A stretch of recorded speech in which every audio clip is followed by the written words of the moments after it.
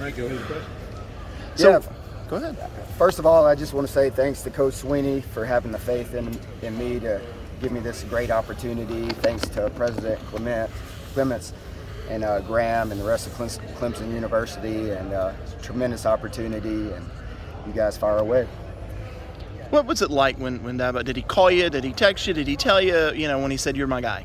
Yeah, he was actually, when everything went down, he was in Las Vegas at the Raiders game, and whenever Brent accepted the job, he called me up right away and let me know the plan, and started rolling from there. Did you do a little run around the house, or how did you react when you hung the phone up? Yeah, we were really, really excited, and unbelievable opportunity, and we're fired up. Wes, did you have a pretty good idea of, in recent years that this was going to be a day arrangement if and when Brent decided to? Yeah, I thought I had a great opportunity, and me and Brent have worked great over the years, 7 years together, and have tremendous respect for him, and just came in every day with the mindset that I'm going to learn as much ball as I can from him, and there's so many great examples over the years where it was like we were thinking the same thing at the exact same time, but yeah. So many Clemson fans know Coach Venables so well. He's just one of those figures that people know. What can you tell them about you? Because maybe they don't know you as well. Yeah, I'm a football junkie. I love the game. From my very first opportunity at Mississippi State, I've completely immersed myself into trying to learn big picture, learn schemes, learn techniques and fundamentals, and just love being on the field with the players. That's why I got into this profession, to build great men of character through the game of football.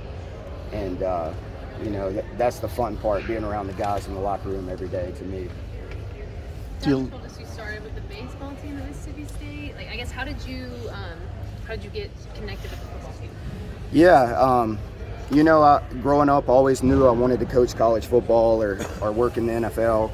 Never knew kind of how that would unfold. Had an opportunity growing up to go to Mississippi State. Started as a baseball manager for Ron Polk, legendary baseball coach there, and just had the opportunity to get my foot in the door with football as a student assistant, and Sylvester Kroom was the head coach there, and Woody McCorvey was the offensive coordinator, Ellis Johnson was our defensive coordinator, and just an opportunity to get my foot in the door and just, put my nose down, stayed quiet, and just worked hard every day. Do you like the nickname Wesleychick? So, hey, that started way back in the day at Mississippi State. Hopefully one day maybe I could be mentioned in the same sentence as Bill Belichick.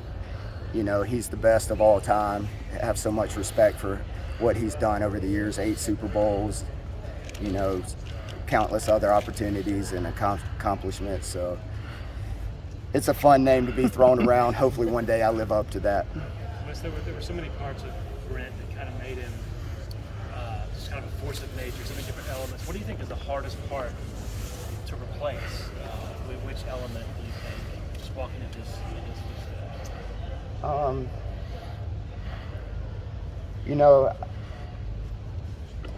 off the top of my head, nothing really stands out. Every day I'm just going to come in and be myself, from an intensity standpoint, and just being a rah-rah guy. That's probably not me, but I'm going to get fired up at times. I am very passionate in my own way and that sort of deal. So, but just I have to come in and be myself and do things how I do them. Wesley, one of the things that people talk about you being the right-hand man to Brent, what was your role in terms of every week preparing and helping this team? Yeah, just scouting report-wise, studying opponents, studying tendencies, anything we could gain from an advantage, and then obviously just schematically, confirming or, discussing ideas and that sort of thing. Just kind of being the leader of the, opponent study and studying personnel, studying tendencies, that sort of deal, and just, I knew his expectations. He lined out and and just made sure everybody else did their job, and we all collaborated together, came up with a game plan every week. Do you feel like he was grooming you along the way, kind of mentor you a little bit on how to do game day type stuff? Yeah, definitely. I think all great coaches are coaches of players and fellow coaches around them, and definitely, we would talk, what he's thinking in this situation, his thoughts about coverages, pressures, that sort of deal, personnel, how to take, matchups and that sort of deal. So just total education of the game, just being in that room every day. Just in terms of your new role with these bowl practices and lead up, what are your realistic goals and do you hope to learn and accomplish in this time? Yeah, our goals are the same standard of defense that Coach Swinney, set forth day one, to play defense at a high level. Our defense isn't based off of one person. Clemson's defense has always been about players, and our expectations is to continue to play great defense and even try to ramp it up a notch. But I mean, in terms of just doing the day-to-day and game day being DC and stuff like that, what do you want to learn? Yeah, just taking full control, and just being the guy and running all the situational football and obviously calling the game and just getting in the flow of game and just figuring out who I am as a play caller and running things from the sideline. Obviously, Christmas Day is a week from today, but will Christmas Day be the 29th for you? And what do you think you'll be feeling pregame? Yeah, I think I'm going to be to go back to your point about Christmas Day is going to be the 22nd before we go down to Orlando. Right. So we're not going to haul all our toys down for the girls and whatnot. But yeah, 29th is going to be, my birthday's on the 28th. So I'll turn 37, and then game day on the 29th. So it's going to be an exciting adventure for sure. You mentioned play call. Oh, go ahead, John. You're good. Okay. Yeah, you mentioned play calling, something you haven't done before. I mean, you kind of knew this might be coming at some point. How you prepared yourself? I prepared every day as if I'm the play caller. I would run through games, and I would, in my mind, play the game out. I'm going to call this in this situation. That worked.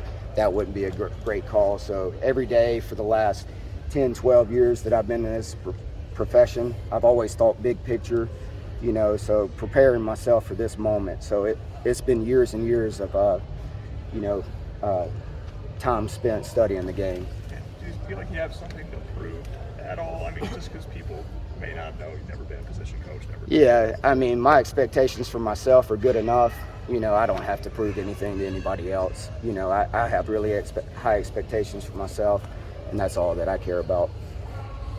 Along the play calling, Dabo would tell us that you would recognize a play, draw it up. Like, what does that look like in game? How quickly do you recognize concepts, and then would you pass it along to Brent? Yeah, I mean, we use that for in series adjustments and that sort of deal, but all of that comes through weekly preparation and time spent in the film room. You can tell stuff pre-snap, this, and this are coming.